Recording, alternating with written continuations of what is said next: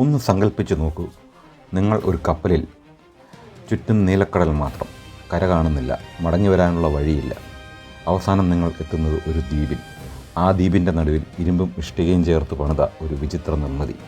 അവിടെ നിന്ന് കേൾക്കുന്നത് മനുഷ്യരുടെ സംഭാഷണമല്ല, ചങ്ങലയുടെ ശബ്ദം, ചാട്ടവാറടിയുടെ ശബ്ദം, ചക്കിൻ്റെ ചുറ്റൽ. ബ്രിട്ടീഷുകാർ അതിനെ വിളിച്ചത് സെല്ലുലാർ ജയിൽ എന്നാണ്. ഭാരതീയർ അതിനെ വിളിച്ചത് കാലാപാനി.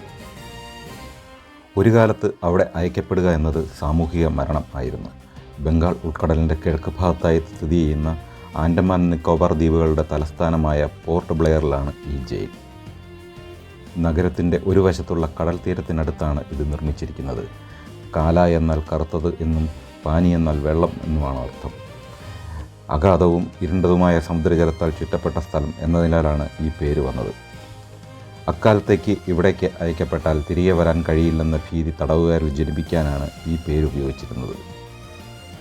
ഓരോ തടവുകാരനെയും പ്രത്യേകമായി പാർപ്പിക്കുന്ന രീതിയിലുള്ള സെല്ലുകൾ ഉള്ളതിനാലാണ് ഇതിനെ സെല്ലുലാർ ജയിൽ എന്നും വിളിക്കുന്നത്.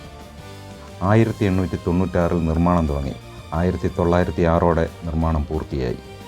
ഇത് വെറും ജയിൽ മാത്രമല്ല, ഇത് ഒരു ഐസൊലേഷൻ മെഷീൻ ആയിരുന്നു. 7 വിങ്ങുകൾ, മധ്യത്തിൽ ഒരു നിരീക്ഷണ ഗോപുരം. ഓരോ വിങ്ങും മറ്റൊന്നിൽ നിന്ന് വേർതിരിച്ചു. ഒരാൾക്ക് മറ്റൊരാളെ കാണാൻ പോലും കഴിയില്ല. 696 ഒറ്റപ്പെട്ട സെല്ലുകൾ. ഓരോ സെൽ 13.5 അടി നീളം, 7 അടി വീതി. മുകളിലായി ചെറിയൊരു വാതിൽ. സംസാരിക്കാൻ പാടില്ല, കൂട്ടം ചേരാൻ പാടില്ല, ചിന്ത പങ്കിടാൻ പാടില്ല, എന്തിനേറെ ഒരു സെക്കൻഡ് വിശ്രമിക്കാൻ പോലും പാടില്ല. ലക്ഷ്യം വിപ്ലവകാരിയുടെ മനസ്സിനെ ഒറ്റപ്പെടുത്തി തകർക്കുക.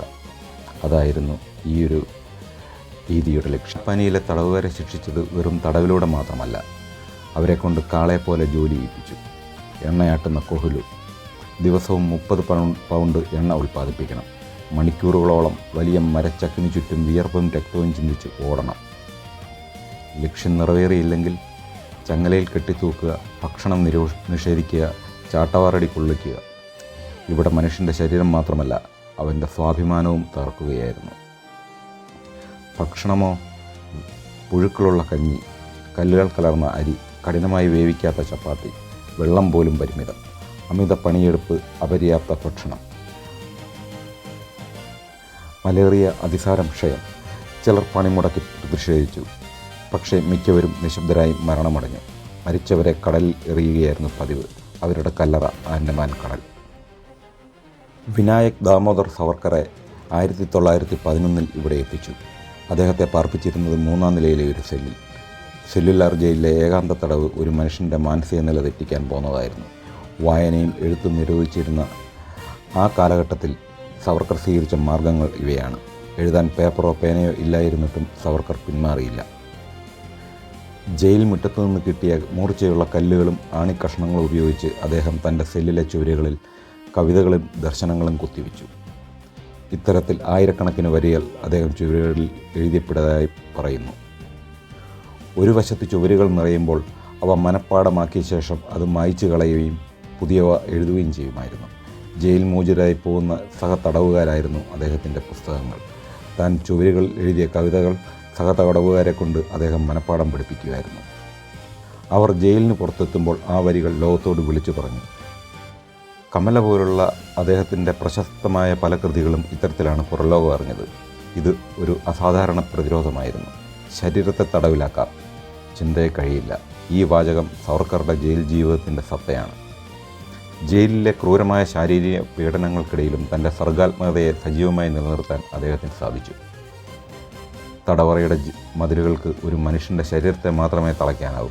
അവൻ്റെ ആത്മാവിനും ചിന്തകൾക്കും അതിരുകളില്ല എന്നൊക്കെ അദ്ദേഹം വിശ്വസിച്ചു. തടവുകാർ മനുഷ്യാവകാശം ആവശ്യപ്പെട്ടു. നിരാഹാര സമരം തുടങ്ങി. മഹാബീർ സിംഗ് നിരാഹാരം മൂലം അവശനിലയിലായി.